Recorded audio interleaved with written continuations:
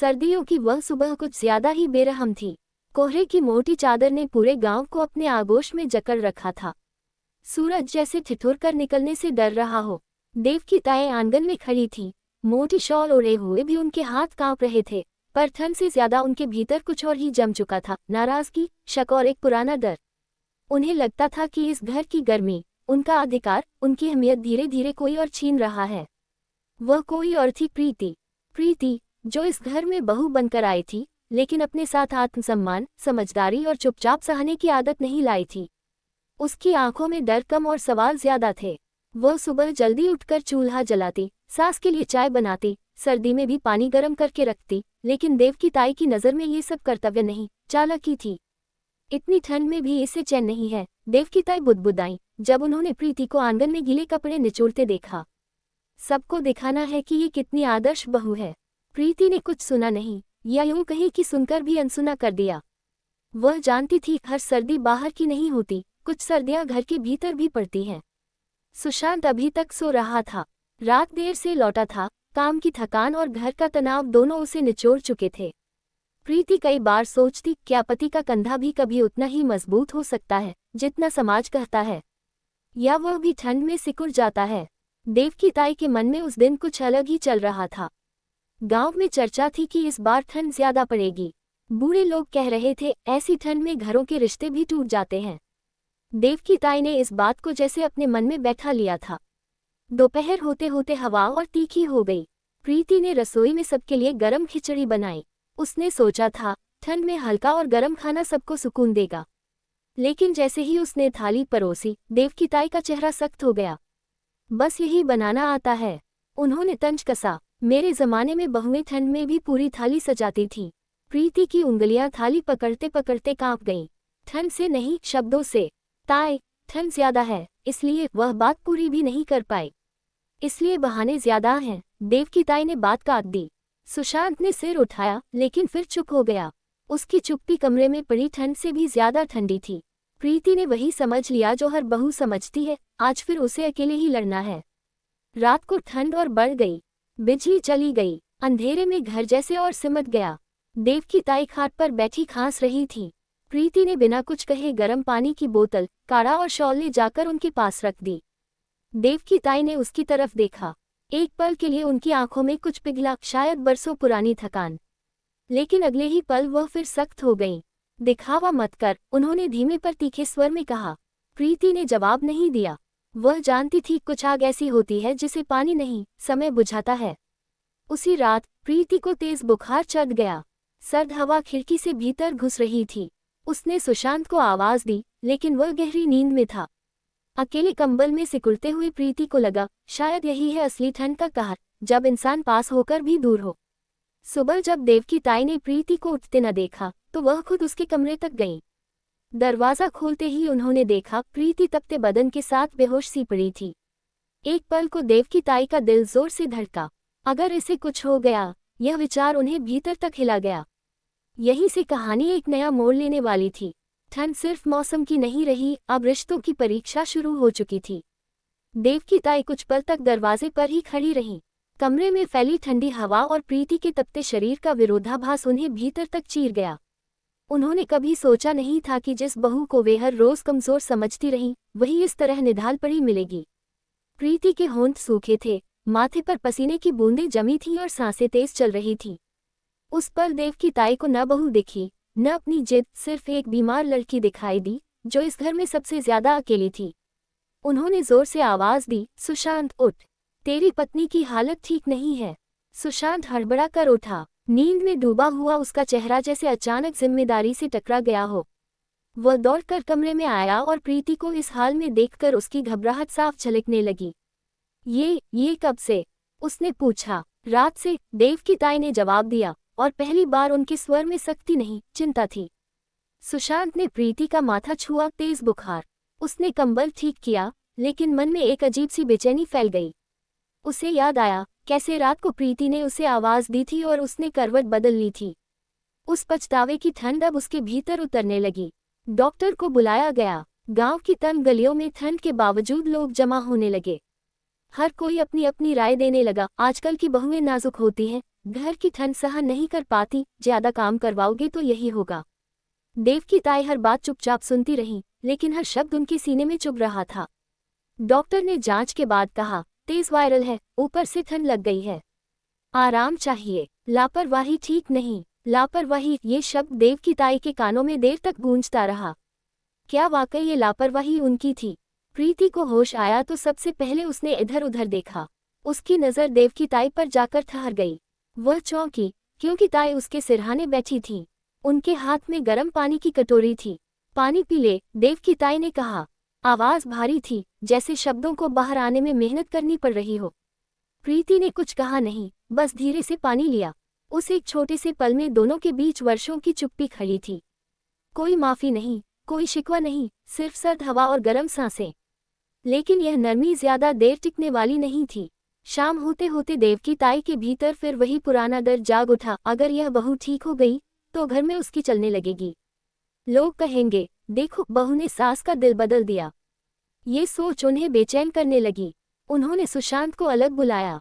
बहुओं को ज्यादा सिर पर चढ़ाओगे तो घर हाथ से निकल जाएगा, उन्होंने धीमे पर जहरीले शब्दों में कहा। सुशांत उलझन में पड़ गया। एक तरफ बीमार पत्नी, दूसरी तरफ मां की वर्षों की सोच। ठंड सिर्फ बाहर नहीं थी, उसके फैसलों में भी जम चुकी थी। प्रीति यह सब सुन रही थी। कमजोर शरीर के बावजूद उसके मन में आग जल उठी। उसे एहसास हुआ, ये बीमारी सिर्फ शरीर की नहीं, इस घर की सोच की भी है।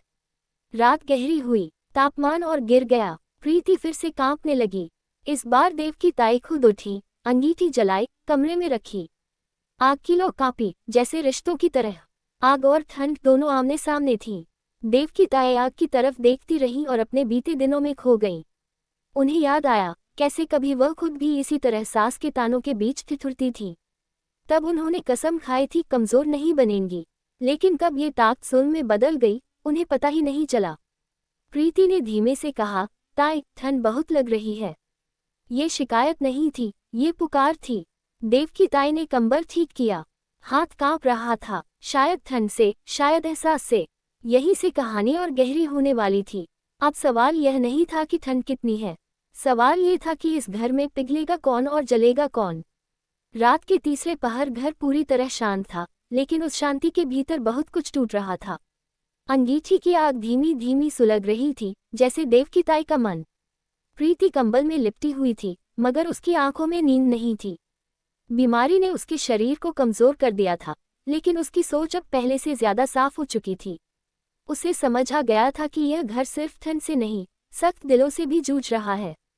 देव की ताई वही खाट के पास बैठी थी। उनकी आंखें आग में गड़ी थीं, पर दिमाग अतीत में भटक रहा था। उन्हें अपना वह समय याद आया, जब वह भी नई बहू बनकर इसी घर में आई थी। कैसे उनकी सास ने एक सर्द रात उन्हें बिना कंबल के रसोई में सुला दिया था, ये कहकर कि बहू को आदत डालनी चाहिए। उस रात देव की ताई ने ठंड से कांपते हुए आंसू पिए थे और मन ही मन तय किया था कि वह कभी किसी के सामने कमजोर नहीं होंगी। लेकिन आज वही ठंड, वही आग और वही बहू, सब कुछ दोहराया जा रहा था, बस किरदार बदल गए थे। सुशांत बाहर बरामदे में खड़ा था। उसके हाथ में मोबाइल था, लेकिन वह किसी को कॉल नहीं कर रहा था। वह खुद से लड़ रहा था। उसे एहसास हो रहा था कि उसने हमेशा आसान रास्ता चुना, चुप रहना। उसे लगता था कि चुप्पी से सब संभल जाएगा, लेकिन आज पहली बार उसे लगा कि उसकी चुप्पी ने ही प्रीति को इस हाल तक पहुंचाया है। अचानक भीतर से प्रीति की खांसी की आवाज आई। सुशांत दौड़कर अंदर गया। प्रीति की हालत फिर बिगड़ रही थी। देव की ताई भी उठी। घबराहट में उन्होंने डॉक्टर को दोबारा बुलाने की बात कही। ये वही देव की ताई थी जो कुछ दिन पहले तक कहती थी कि जरा सी ठंड में बीमारी का नाटक मत करो। डॉक्टर के आने तक प्रीति ने सुशांत का हाथ पकड़ लिया। उसकी आवाज बहुत धीमी थी, लेकिन शब्द साफ थे। मैं रोज खुद को समझाती रही कि सब ठीक हो जाएगा, लेकिन आज मुझे डर लग रहा है। ये डर सिर्फ बीमारी का नहीं था, ये डर था अकेले पर जाने का। सुशांत की आंखें भर आईं। उसने पहली बार प्रीति की आंखों में खुद को गिरता हुआ देखा। वह कुछ कहना चाहता था, लेकिन शब्द गले में अटक गए। देव की ताई ये सब देख रही थी। उनके भीतर कुछ टूट रहा था। अचानक उन्हें एहसास हुआ कि अगर आज उन्होंने अपनी जिद नहीं छोड़ी, तो ये घर हमेशा के लिए ठंडा हो जाएगा, बिना रिश्तों की गर्मी के। डॉक्टर आया, इंजेक्शन दिया गया, हालात थोड़े संभले। जाते जाते डॉक्टर ने साफ शब्दों में कहा, अगर मानसिक तनाव कम नहीं हुआ तो बीमारी बार बार लौटेगी। मानसिक तनाव, ये शब्द देव की ताई के लिए किसी सजा से कम नहीं था। सुबह हुई, सूरज निकला, लेकिन ठंड वैसी ही थी। प्रीति कुछ बेहतर महसूस कर रही थी। उसने देव की ताई की ओर देखा और पहली बार बिना डर के बोली, ताई, मैं इस घर से कुछ छीनने नहीं आई। मैं सिर्फ अपनी जगह चाहती हूँ, इज्जत के साथ। कमरे में सन्नाटा छा गया। ये बहस नहीं थी, यह ऐलान था। देव की ताई ने जवाब नहीं दिया। वह बाहर चली गईं। आंगन में जाकर उन्होंने ठंडी जमीन पर नंगे पांव कदम रखा। ठंड चुभी, लेकिन उन्हें अच्छा लगा, जैसे सच का एहसास। गांव में धीरे धीरे यह बात फैलने लगी कि देव की ताई की बहू बहुत बीमार है। कुछ लोग सहानुभूति दिखाने आए, कुछ तमाशा देखने। देव की ताई सबको संभालती रही, लेकिन भीतर से थकी हुई थी। शाम को उन्होंने एक ऐसा फैसला लिया जिसकी किसी को उम्मीद नहीं थी। उन्होंने घर के बीचों बीच अंगीठी रखवाए और सबको पास बैठने को कहा। ये सिर्फ ठंड से बचने के लिए नहीं था, ये रिश्तों को सामने लाने के लिए था। आज से इस घर में कोई अकेला नहीं जलेगा, देव की ताई ने कहा। उनकी आवाज भारी थी, लेकिन सच्ची। अगर ठंड है तो सब मिलकर सहेंगे। प्रीति ने उनकी तरफ देखा। उसकी आंखों में आंसू थे, गुस्से के नहीं, राहत के। लेकिन ये सुलह की पूरी कहानी नहीं थी, क्योंकि हर आग बुझने से पहले और भड़कती है। देव की ताई का ये बदला हुआ रूप कुछ लोगों को खटकने वाला था, और सबसे बड़ा इम्तिहान अभी बाकी था। देव की ताई के उस एक फैसले ने, जिसमें उन्होंने घर के बीचों बीच अंगीठी रखवाई थी, पूरे घर का तापमान नहीं बदला था, सिर्फ माहौल बदल गया था। ठंड अब भी उतनी ही थी, लेकिन लोगों की नज़रें बदल गई थी। गांव में बातें फैलने लगी थीं। कोई कह रहा था कि देव की ताई अब नर्म पड़ गई है, कोई कह रहा था कि बहू ने सास को अपने बस में कर लिया है। और इन्हीं बातों की चिंगारी से एक नई आग सुलगने लगी। देव की ताई की देवरानी शारदा उन लोगों में से थी जिन्हें ये बदलाव सबसे ज्यादा चुभ रहा था। वह हमेशा से मानती थी कि इस घर में अगर किसी का राज चलेगा तो सिर्फ देव की ताई का, लेकिन अपनी शर्तों पर। अब उन्हें लगने लगा था कि प्रीति के आने के बाद संतुलन बिगड़ रहा है। ठंड की उस शाम वह देव की ताई के कान में जहर घोलते हुए बोली, भाभी, जरा संभल कर। आज अंगीठी है, कल पूरा घर इसकी मुट्ठी में होगा। देव की ताई ने कुछ नहीं कहा, लेकिन शब्द उनके मन में जम गए, ठंडी की तरह। प्रीति अब पहले से बेहतर थी, लेकिन पूरी तरह ठीक नहीं। बीमारी ने उसे कमजोर किया था, पर उसके भीतर एक अजीब सी ताक भर दी थी। उसने तय कर लिया था कि अब वह हर बात सहकर चुप नहीं रहेगी। वह जान गई थी कि चुप्पी यहाँ सुरक्षा नहीं, सजा है। सुशांत यह सब देख रहा था।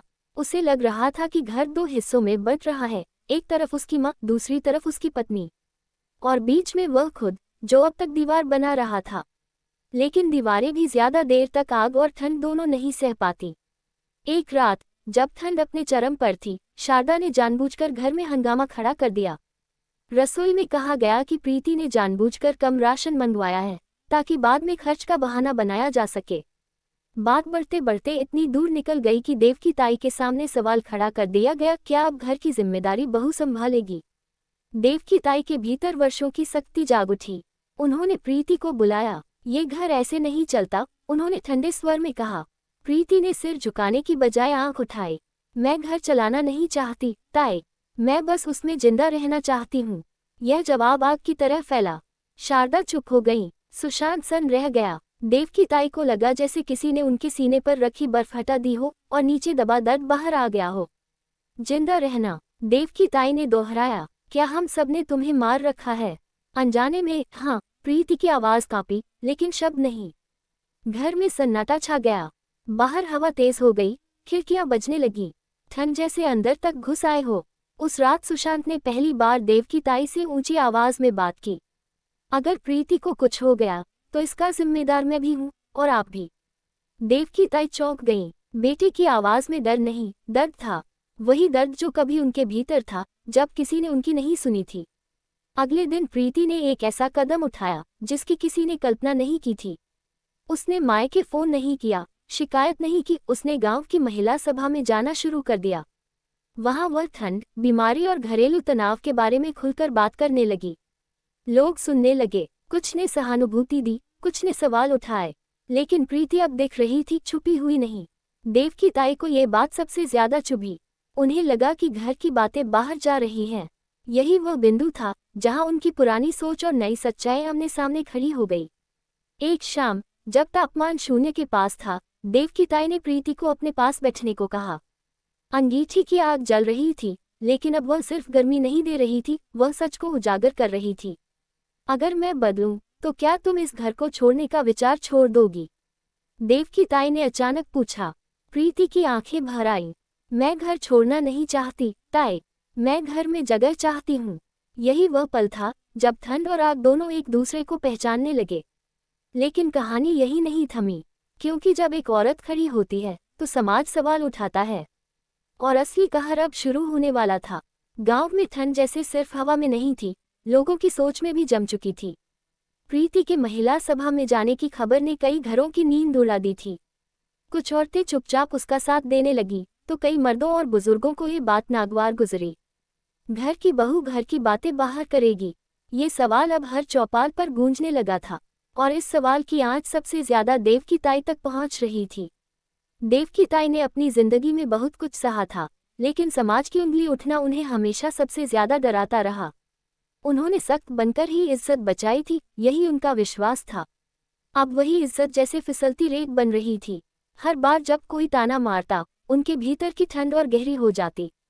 शारदा इस मौके को हाथ से जाने नहीं देना चाहती थी। वह हर किसी के कान में फुसफुसा रही थी कि देखना, ये बहू घर तोड़ेगी। उन्होंने देवकी ताई को समझाने के नाम पर डराना शुरू कर दिया। आज सभा है, कल थाने तक बात जाएगी, फिर कौन पूछेगा कि आप सही थी या गलत। प्रीति यह सब महसूस कर रही थी, लेकिन अब वह पीछे हटने वाली नहीं थी। बीमारी ने उसे सिखा दिया था कि शरीर से ज्यादा जल्दी आत्मा बीमार पड़ती है। वह रोज सुबह अंगीठी के पास बैठती, ठंड से कांपते हाथों से चाय बनाती और खुद से वादा करती कि वह फिर चुप नहीं रहेगी। सुशांत इस पूरे बदलाव को देखकर अंदर ही अंदर टूट रहा था। वह देख रहा था कि उसकी माँ और पत्नी दोनों ही अपने अपने दर्द में अकेली हैं, और वह दोनों के बीच खड़ा होकर भी किसी के साथ नहीं। एक रात उसने पहली बार प्रीति से खुलकर बात की। अगर हालात ऐसे ही रहे, उसने कहा, तो शायद हमें अलग रहने के बारे में सोचना पड़े। प्रीति चुप रही। कुछ पल बाद उसने कहा, अलग घर से डर नहीं लगता सुशांत, डर इस बात से लगता है कि तुम हर बार फैसला देर से लेते हो। ये बात सुशांत के दिल में उतर गई। उसे एहसास हुआ कि ठंड सिर्फ बाहर नहीं, उसके साहस में भी थी। अगले दिन गांव की पंचायत बुलाई गई। वजह वही, बहू का घर से बाहर बोलना। देवकी ताई को बुलाया गया। यह उनके लिए सबसे बड़ी परीक्षा थी। पंचायत में बैठे लोगों की नजरें उन पर थीं। उनसे उम्मीद की जा रही थी कि वह बहू को चुप कराएंगी, उसे उसकी हद बताएंगी। देवकी ताई के भीतर उथल पुथल मची थी। उन्हें अपनी जवानी याद आ रही थी, जब किसी पंचायत में उनकी आवाज नहीं सुनी गई थी। वो पल जब उन्होंने ठंड में कांपते हुए चुप रहना सीख लिया था। पंचायत में प्रीति भी मौजूद थी। उसका चेहरा पीला था, लेकिन आंखें स्थिर थीं। वह किसी से लड़ने नहीं आई थी, वह खुद के लिए खड़ी होने आई थी। पंचायत के मुखिया ने देवकी ताई से पूछा, भाभी आप ही बताए, क्या ये ठीक है कि बहू घर की बात बाहर ले जाए? पूरा गांव सांस रोके बैठा था। देवकी ताई उठी। ठंड के कारण उनके घुटने कांप रहे थे, या शायद फैसले के डर से। उन्होंने प्रीति की ओर देखा, फिर सुशांत की ओर। उन्हें लगा जैसे समय ने उन्हें वही मौका दोबारा दिया है जो कभी उनसे छिन गया था। अगर घर में बात सुनी जाती, देवकी ताई ने धीमे लेकिन साफ शब्दों में कहा, तो बाहर जाने की जरूरत ही नहीं पड़ती। सन्नाटा छा गया। शारदा का चेहरा उतर गया। पंचायत में खुसुर फुसुर शुरू हो गई। ये वही देवकी ताई नहीं थी जिन्हें सब जानते थे। ये औरत अपने डर से बाहर निकल रही थी। प्रीति की आंखों से आंसू बहने लगे। वह आंसू जीत के नहीं थे, वह राहत के थे। लेकिन पंचायत का फैसला अभी बाकी था। मुखिया ने कहा, घर के मामले घर में सुलझने चाहिए, लेकिन बहू की सेहत और सम्मान भी जरूरी है। यह आधा समर्थन था, आधी चेतावनी। घर लौटते समय देवकी ताई और प्रीति दोनों चुप थीं, लेकिन इस चुप्पी में दुश्मनी नहीं थी, सोच थी। ठंड अब भी थी, लेकिन कुछ पिघल चुका था। रात को देवकी ताई ने प्रीति के कमरे में जाकर दरवाजा बंद किया।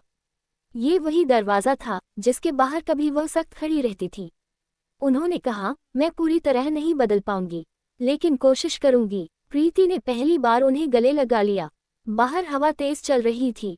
ठंड का कहर अभी पूरी तरह थमा नहीं था, क्योंकि जब रिश्ते बदलते हैं तो आखिरी तूफान जरूर आता है।